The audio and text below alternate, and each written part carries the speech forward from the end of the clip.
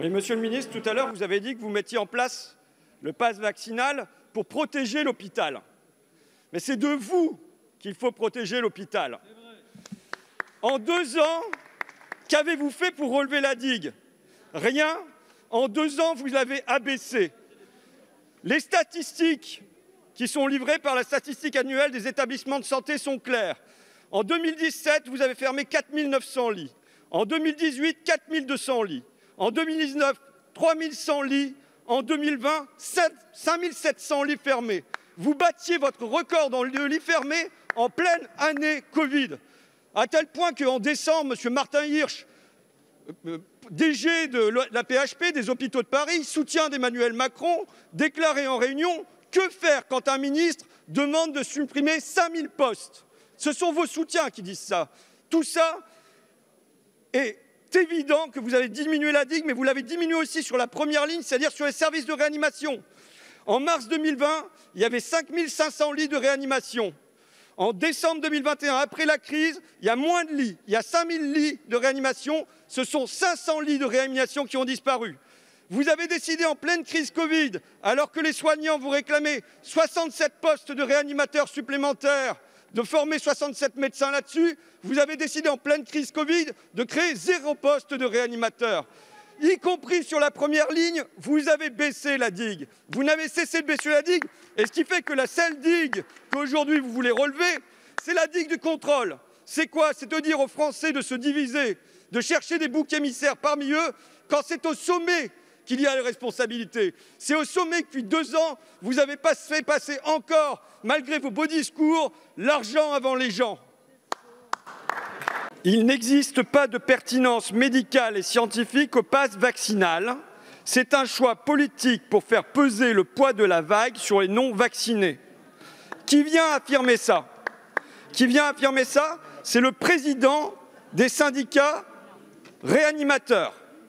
C'est le monsieur Djilali Hannan qui vient dire, je répète, il n'existe pas de pertinence médicale et scientifique au pass vaccinal. C'est un choix politique pour faire peser le poids de la vague sur les non-vaccinés.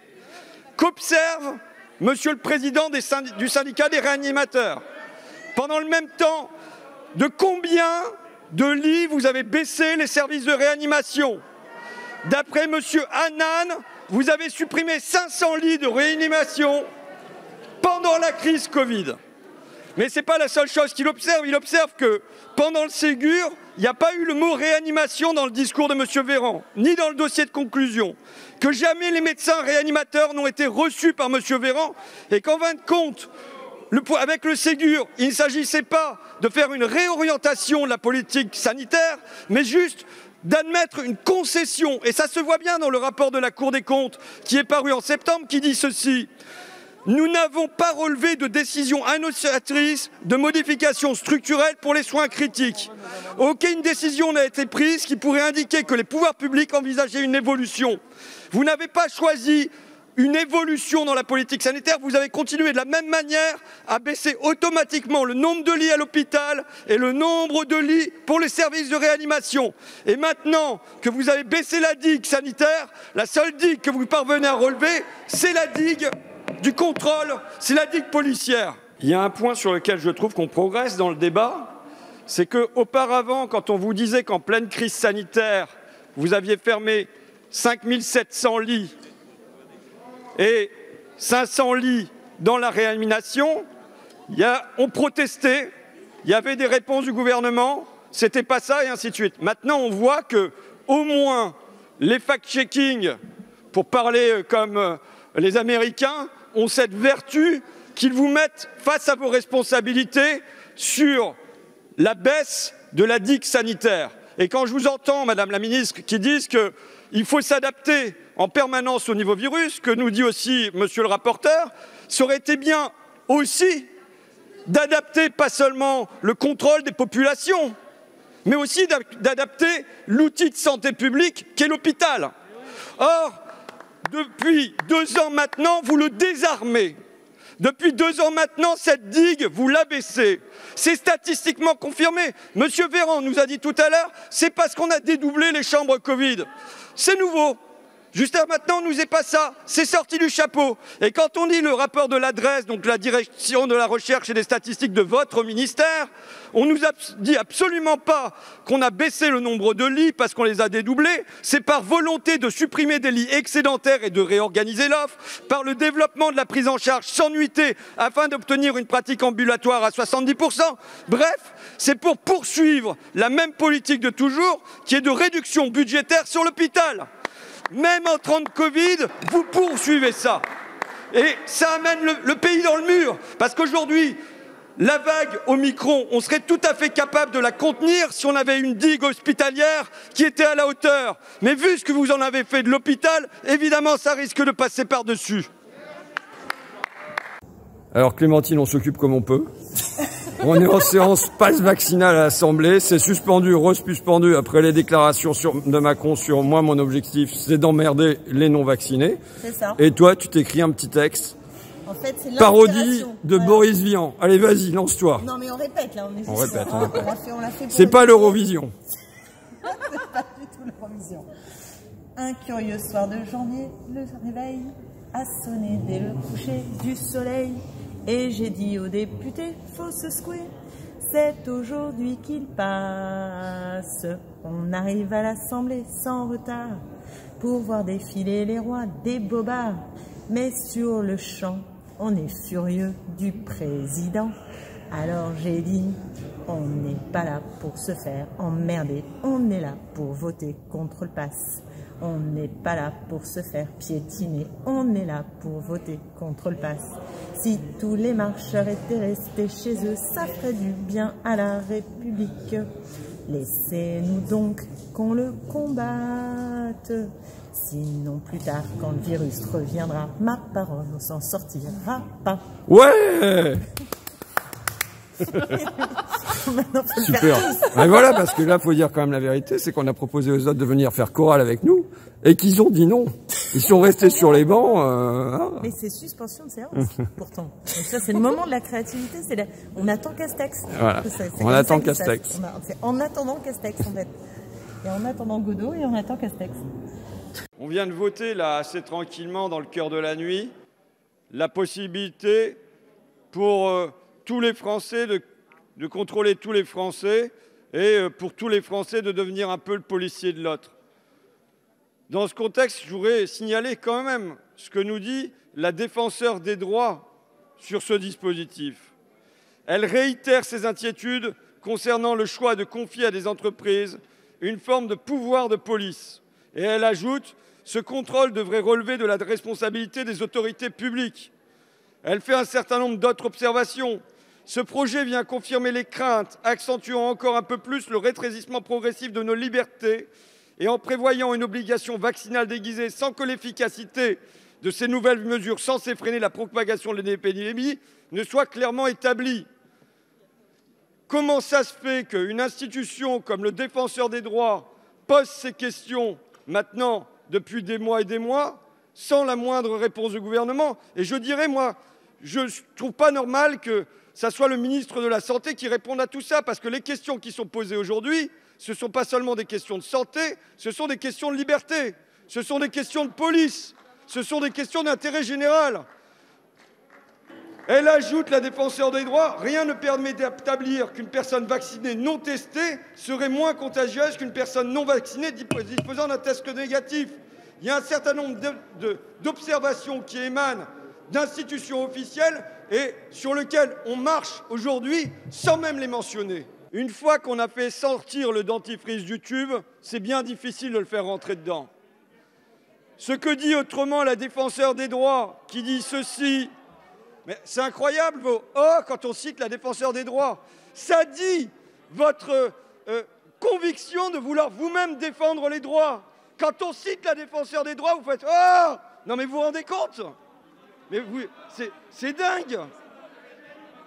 La défenseure des droits qui pointe le risque précédemment pointé de voir des mesures d'exception s'inscrire dans la durée est avéré, puisque le texte prolonge dans le temps, en le renforçant, des mesures particulièrement restrictives de liberté.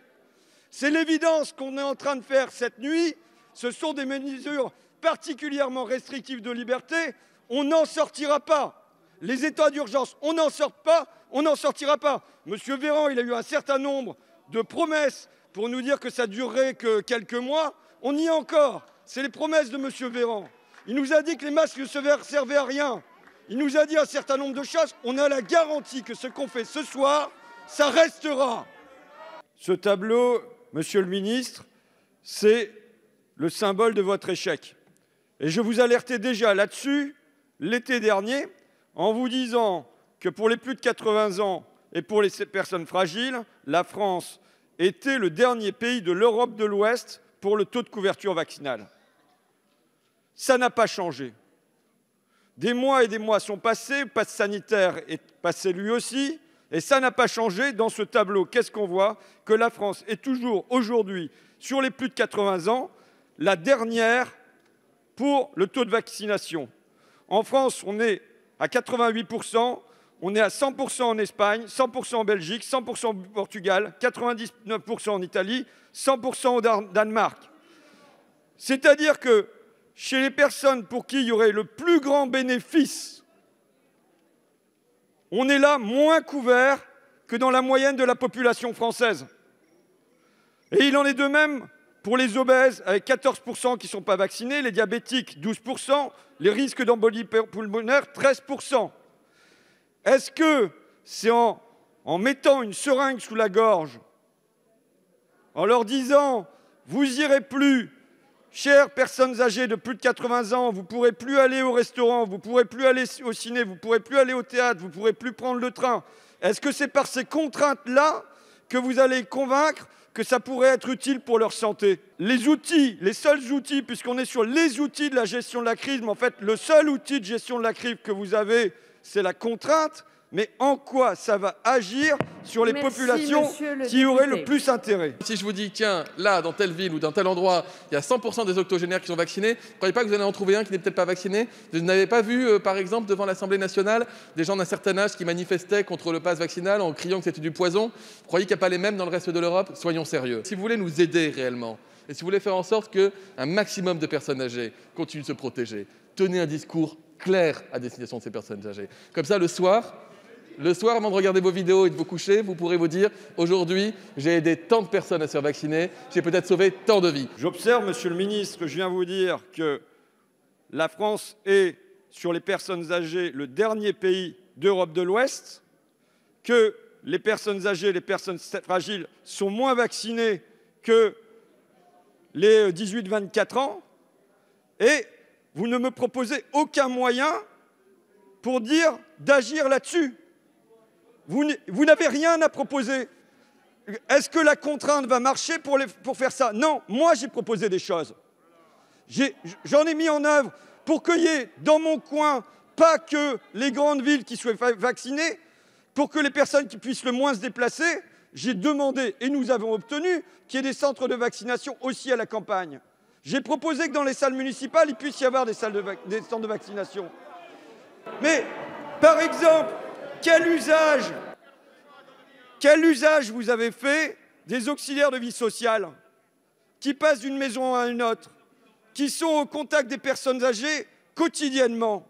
Il ne vous est pas venu un jour à l'esprit que possiblement elles pouvaient passer un message à l'endroit des personnes âgées?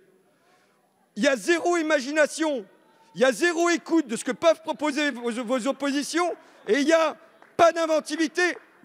On croirait que vous allez arrêter le virus en lui demandant ses papiers. Comprendre pourquoi les gens n'ont pas confiance en Guadeloupe ou ici. Pourquoi ils n'ont pas confiance en vous, monsieur le ministre? Parce que vous n'avez pas cessé de mentir ou de vous tromper depuis 2 ans. En mars 2020, sur les masques, vous disiez « il ne faut pas en porter ».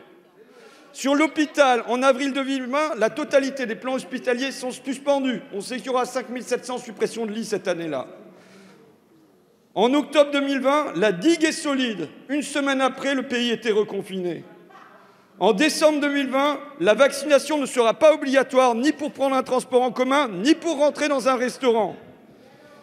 En juillet 2021, ce n'est pas un outil qu'on a vocation à utiliser des mois et des mois. On y est encore et à mon avis pour des années et des années. Sur le vaccin, si tout le monde est vacciné, il n'y a plus de virus. Vous n'avez cessé depuis 2 ans de vous tromper, c'est la clémence, ou de mentir. Et quelque part, aujourd'hui, moi je remercie le président de la République pour la sincérité, pour le dévoilement de votre stratégie qui est d'emmerder les Français. Mais ça ne fait pas des moyens pour lutter contre la crise. Ça ne fait pas des moyens pour redonner confiance aux gens. Les faux passes tuent, vous nous avez dit tout à l'heure, monsieur le ministre, et comme je ne veux pas être excessif, je ne dirais pas que votre politique tue. Mais aujourd'hui, qu'est-ce qui se passe à Saint-Denis? Je cite, les urgences pédiatriques ferment jusqu'à nouvel ordre. Et un syndicaliste témoigne, les collègues étaient en pleurs tous les jours. Il y a un vrai problème de création de postes. Il y avait une demande de soutien, de renfort, ils ne sont pas arrivés, ne serait-ce que pour aider à plus de présence. Ça, ce n'est pas le Covid. Ça, ce n'est pas les non-vaccinés. Ça, ce sont vos choix. Ce sont vos choix en pleine crise. Ce sont vos choix de fermer 5700 lits. Ce sont vos choix de créer 0 poste de réanimateur. Et ça a eu un double effet, ces choix-là, vos choix, monsieur le ministre. Ça a eu un effet matériel. L'effet matériel, c'est que vous avez baissé la digue, c'est la première chose. Mais ça a eu un effet spirituel sur les soignants. C'est qu'ils y ont cru. Ils y ont cru à vos promesses. Ils ont cru aux promesses des présidents, comme quoi il y aurait un après pour l'hôpital, comme quoi il y aurait la reconnaissance de la nation, comme quoi il y aurait un investissement pour eux. Et comme ils n'ont rien vu venir, comme au contraire, vous avez continué dans votre politique, comme le dit la Cour des comptes, il n'y a pas eu de réorientation de la politique à l'égard de l'hôpital. Qu'est-ce que ça a fait? Ça a éteint la lumière pour eux au bout du tunnel. On en est là. On en est là avec tous ces services qui ferment partout en France. Et donc, ce que vous nous proposez aujourd'hui, c'est une loi de diversion. À la place de regarder en haut les responsabilités qui sont en haut, on regarde en bas la division entre les Français. Mais ne hurlez pas, monsieur Ruffin. Mamers, en novembre, les urgences de l'hôpital vont fermer 1 mois. Ce n'est pas le Covid, c'est vous. 5 allées, sans personnel, les urgences contraintes de fermer. Ça n'est pas le Covid, c'est vous. Moissac, les urgences fermeront la nuit. Ça n'est pas le Covid, 5 décembre, c'est vous. Givors, toujours avant la vague, l'accueil des urgences de nuit reste fermé. Ça n'est pas le Covid, c'est vous. Douai, les urgences ont dû suspendre leur service de nuit 7 décembre avant le Covid. Ça n'est pas le Covid, c'est vous. Senlis, les urgences définitivement fermées. Ça n'est pas le Covid, c'est vous. Corbeil-Essonnes, les urgences pédiatriques fermées. Ça n'est pas le Covid, c'est vous. Boulogne-sur-Mer, les urgences pédiatriques ferment de 20h à 8h pour une durée indéterminée. Ça n'est pas le Covid, c'est vous. J'en ai 76 comme ça, monsieur Véran. Merci. 76 services qui ferment non pas parce qu'il y a le Covid, non pas parce qu'il y a les non-vaccinés aujourd'hui, mais qui ferment à cause de votre politique. Votre politique menée depuis 5 ans et qui s'est aggravée puisque vous avez battu des records de fermeture de lits en pleine année Covid.